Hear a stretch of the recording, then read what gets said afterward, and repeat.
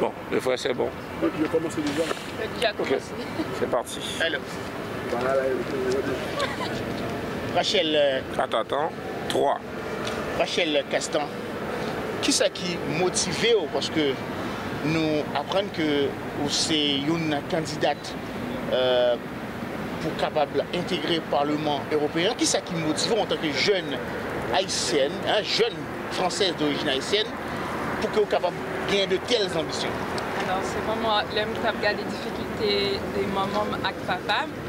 Il bataille pour une bonne éducation, il a fait une licence pour Paris.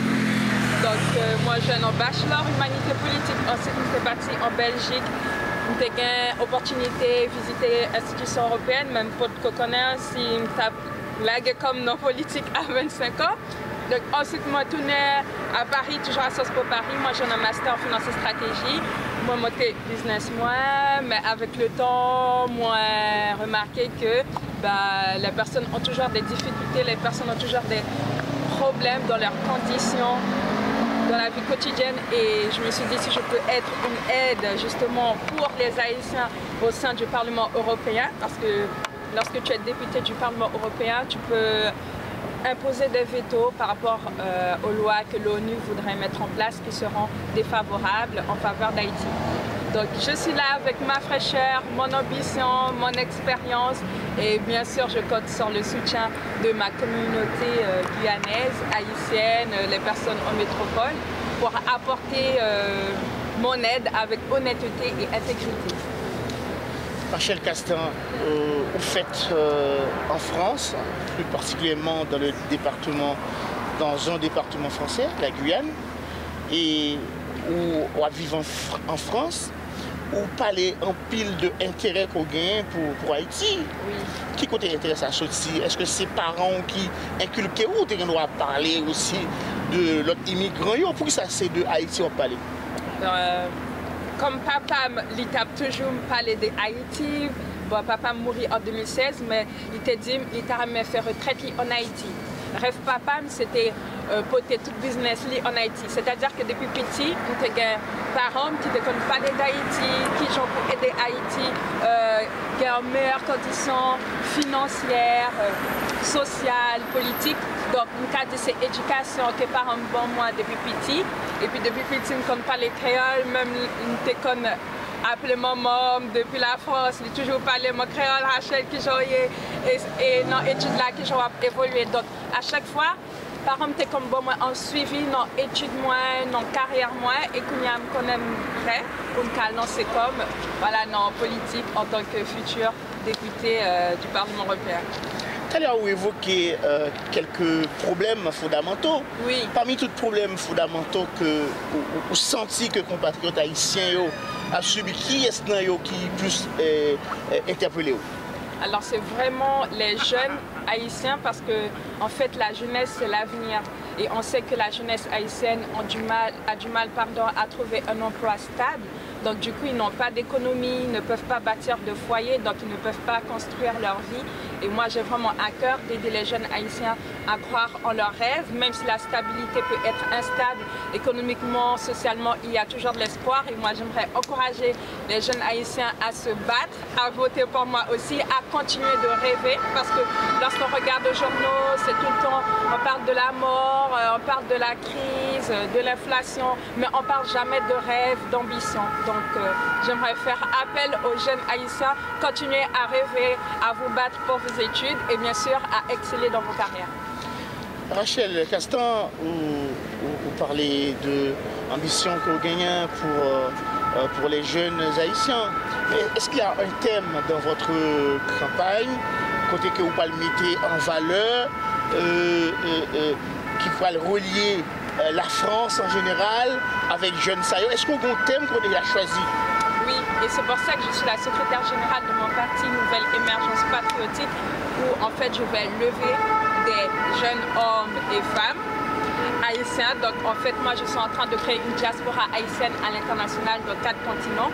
Et on va travailler avec 3 groupes, l'Université d'État d'Haïti, un groupe d'hommes d'affaires et bien sûr un groupe de la société civile. Et donc si on peut justement bâtir une diaspora haïtienne à l'international, parce que ce n'est pas uniquement les Haïtiens qui se trouvent en Haïti.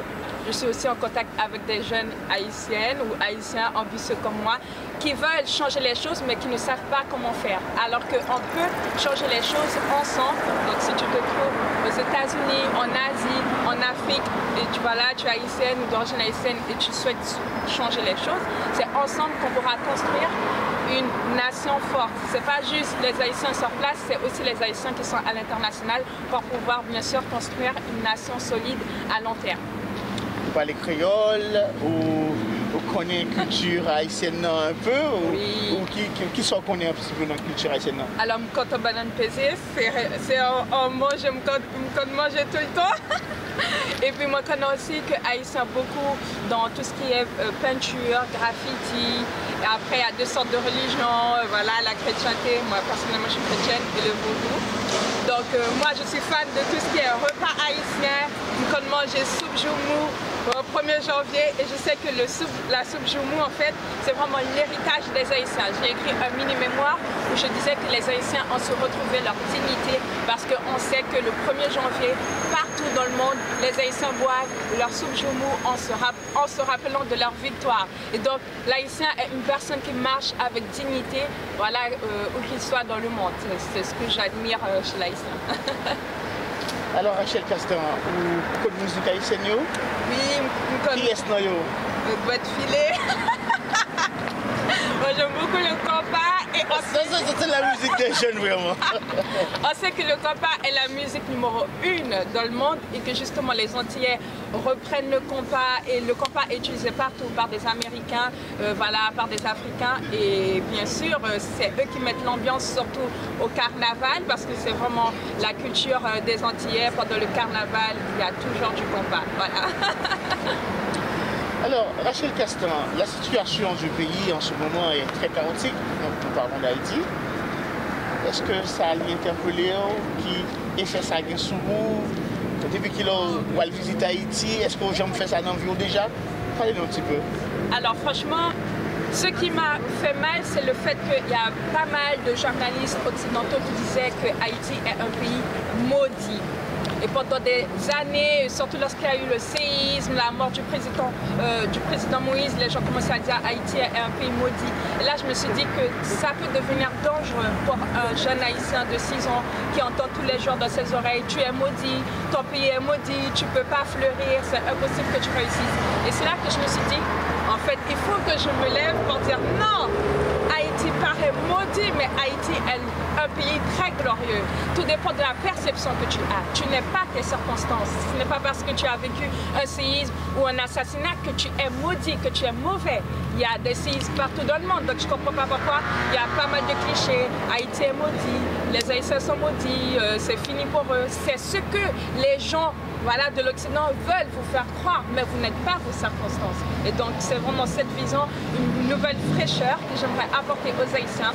Comme je l'ai dit tout à l'heure, il faut continuer à se relever et votre force est que vous êtes le premier pays à avoir,